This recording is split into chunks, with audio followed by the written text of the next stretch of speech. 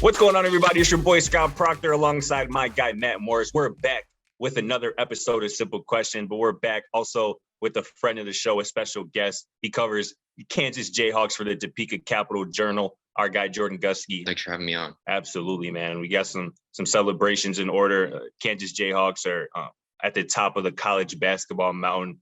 It's your first season covering the Jayhawks, and they instantly won a national championship. I don't think that's a coincidence, my guy, but let's talk a little bit about it. Obviously, the win came in pretty crazy fashion. What do you think fueled that historic comeback from down 16 points in the second half for the Jayhawks? I think it was just getting comfortable. Just the team seemed sort of tight there in the first half, and things just weren't going for them. They weren't hitting shots they normally hit, weren't playing defense the way they normally did. Just they seemed tight, and then just got comfortable in the second half, got on a little bit of a run. I don't think they could have started the second half any better than they did, getting a turnover. Then on the other end, McCormick, there's an alley-oop dunk on a pass from Ochai. So I think they started off the second half as well as they could, got comfortable, started hitting their shots. Remy hit 3 huge threes in the second half, didn't miss a shot in the second half, had 11 points. So Remy plays like the Remy who had played in the Midwest region there before they got to New Orleans. Ochai was consistent. I think CB hit some big shots in that second half run too, and guys just started hitting shots. They got on a roll. And North Carolina, I don't really think shot that great for the day in general, but really in the second half didn't shoot well either. And for whatever reason, even though Kansas didn't do so great on the boards over the course of that game, we're still able to pull it out. Yeah, it was an impressive comeback. And everybody already knew that Bill Self was one of the best coaches in the nation. What does this win and that second national championship do for him and the legacy he's created at Kansas?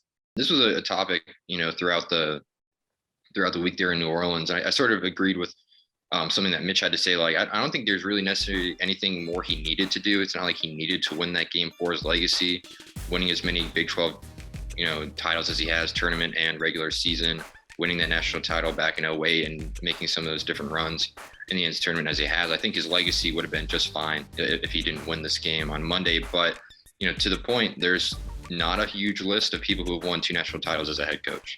And now he's on that list with a very select group of individuals. So I think it just gives, just that added emphasis that no, he really is a part of that conversation. And if you're trying to use the national title number as a way to knock him, you can't anymore. Because how many people have 3, right? So seriously, transitioning kind of from Self to the program as a whole.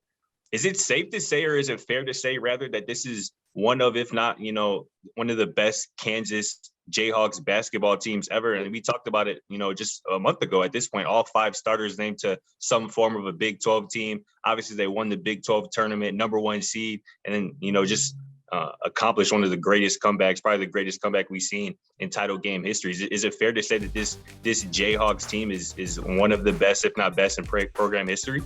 I think so. I mean, they made this run. I feel like, with the national title, you gotta say that about them, but definitely as a team, because if you look at like recruiting rankings, maybe it's not like in terms of that the most talented team, right, just individual talent wise, but this team's still got a ton of individual talent and it works together as a great team. I mean, if your 6th man is Remy Martin, who won the Midwest region's most outstanding player, that's a pretty good team that you got there. You got Ochai, who's probably going to be a lottery pick.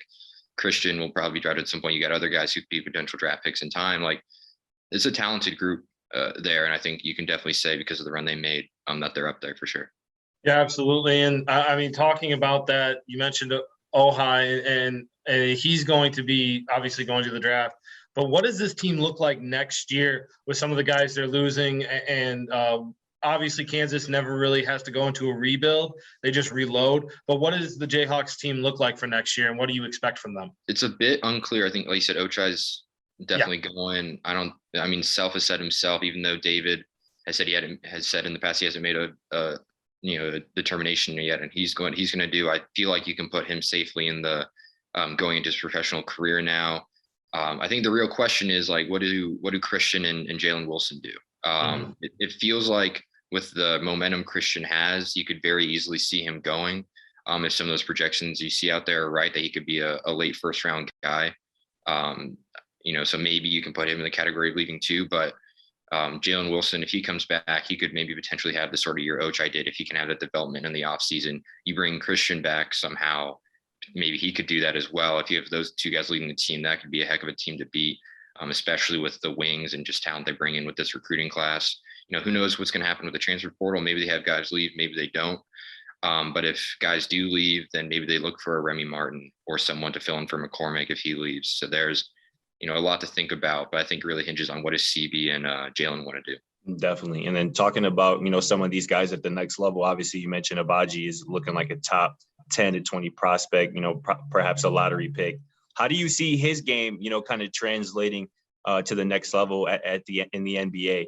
And also, kind of Christian and Wilson as well. How do you kind of see those guys, moving on to the next level and their games evolving at the next level? With Jalen, I think at this point it's a little bit more unclear. But with Christian and Ochai, I feel like they definitely fit into that cliche of 3 and D. I think maybe Christian needs to shoot it more, but definitely with Ochai, with the way he's been shooting the ball, this season, he definitely fit that mold. I mean, I think there are a lot of different players that fit into that sort of thought process of what it is. But I mean, when those guys are hitting shots, they can really do it. And I think they both really improved the defensive games over the course of this year. And I think as you've seen, I think like ESPN did a little like Twitter video on it with Christian about his defense on Caleb Love and what that meant to that game. So I think they're definitely examples of what they can be defensively. And there's, no debate that definitely they can hit their shots.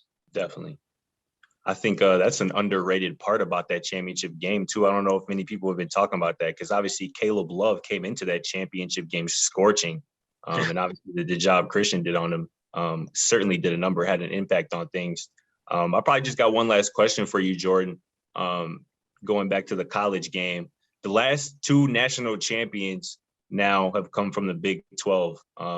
Is it safe to say that the Big 12, this conference, is now kind of the supreme conference in college hoops? A lot of people, it might be some Midwest bias, but some people still like to say the Big 10, despite, their tournament struggles. And, some people also like to say the SEC, but when 2 national championships in a row now, is the Big 12 safely, you think, atop the college basketball mountain? I feel like they definitely have an argument for it, for sure. I mean, the last 2 national champions, like you said, and then who knows what happens in 2020? Maybe that's Kansas, maybe that's Baylor. They could very easily have 3.